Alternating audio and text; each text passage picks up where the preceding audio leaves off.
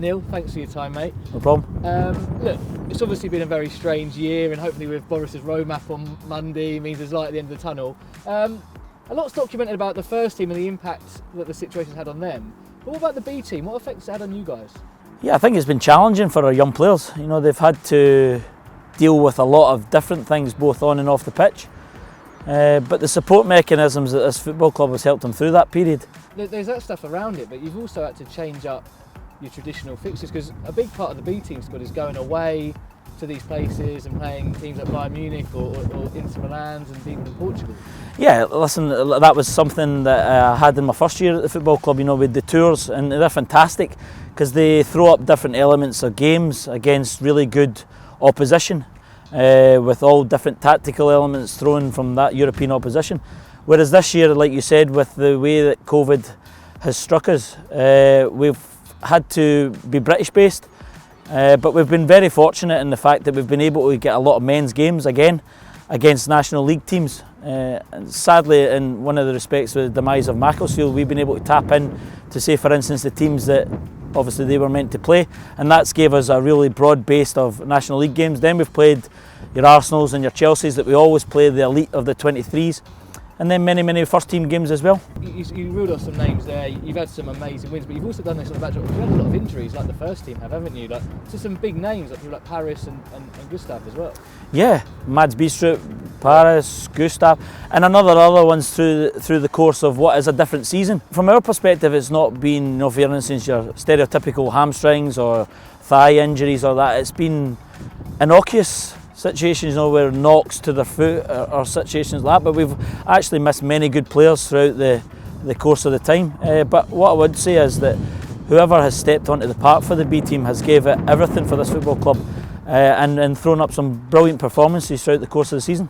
That's it, and like we mentioned the results, beating teams like Leicester, the winning streak before Christmas as well. Are you judged then on results or the development? Definitely development. You know, every morning I wake up, it's to make the players better and make them better on the pitch and make them better people. That's the way I push myself. And I think that on a daily basis, Sam, myself, Yanni and all the staff, they have that in their minds to develop young footballers and to prepare them as best as you can for first team football. And that is with our fixture programme, and that is with the intense training that we do each and every day. But the word that you mentioned there is so prevalent as well. You know, you have to win as well. That's part of your learning. It's important for young players to experience winning football matches. And like when we went on that 6-7 game unbeaten run, winning games week after week, that's good for the young players. The same way as defeats, you've got to learn from them and get over them quickly and get back on the winning trail. So that's all part of the development. But it's important, you know, you've only got to look at the first team, how exceptional it is this season that they went 21 games unbeaten in the championship. You know, that's an incredible feat. So we've got to breed that in our young players. But the development part of it, the technical side of it, the tactical side of it, that's imperative every single day.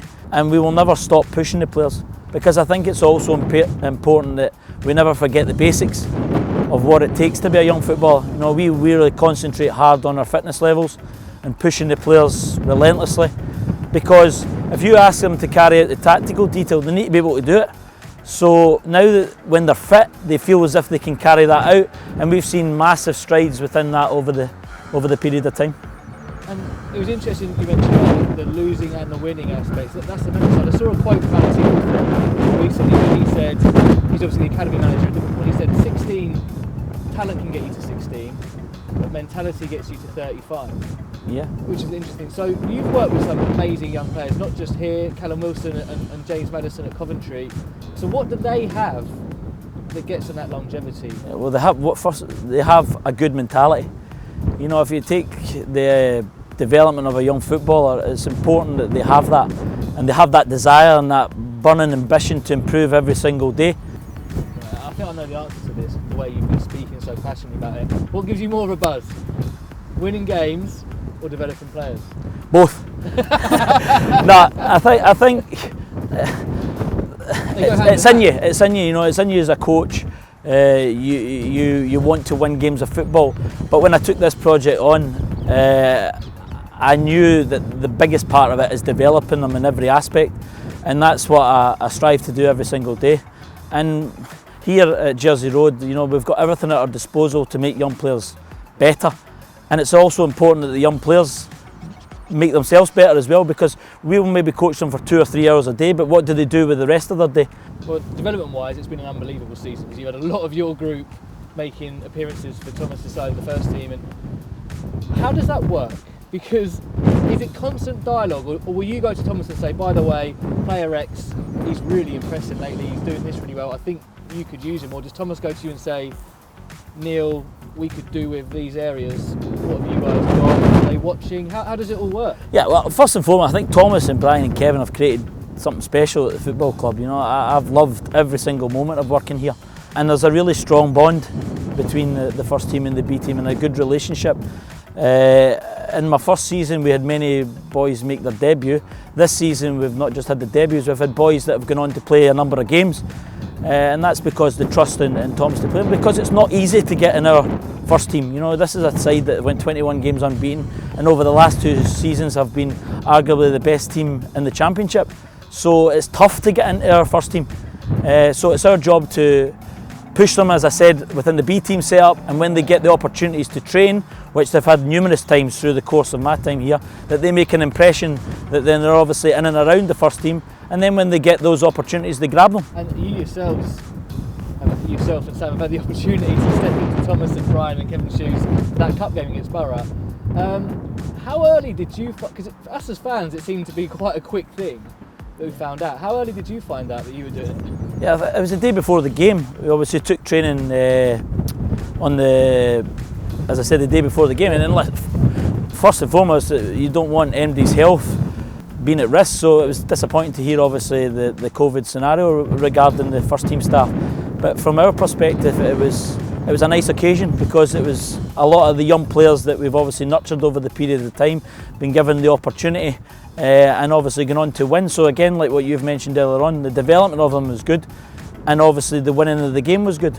And from our perspective, we loved it. It was good, and I think that the transition and the belief that people have at this football club and each other allowed us to do that smoothly. And I was watching you and Sam a lot on the sideline that day.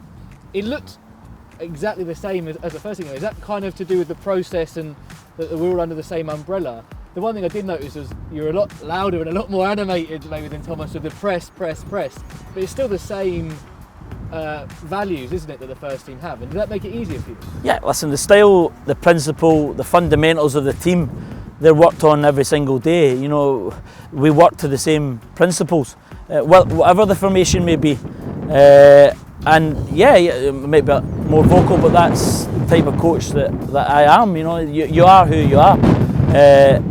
Thomas is who he is, and listen, he has done an unbelievable job at this football club. You know, I go back to it, it's unprecedented to go on such a top run, and also he's had to deal with many different circumstances through the course of the season with COVID, players who have left the football club, players who are injured. So yeah, every coach is different, but as I said, at this football club we're all working together for one reason, to make every player better, and hopefully the bigger picture, the first team getting success. Amazing. I'm going to leave you on one last question. How would you coach the 18-year-old Neil MacFarlane? 100% I would want to be coached with demands and standards, the same way that I try every single day to put into our young players. You know, I want to be pushed. I think good players want to be pushed. You know, players that don't want to be pushed usually fade away. It's the players that want to push themselves, and then, as I said to you earlier on, push themselves thereafter a training session. That's how I would want to be, and then round it with the tactical, the technical aspect, and all the things that we need to nurture them to make sure they're game ready for first team football.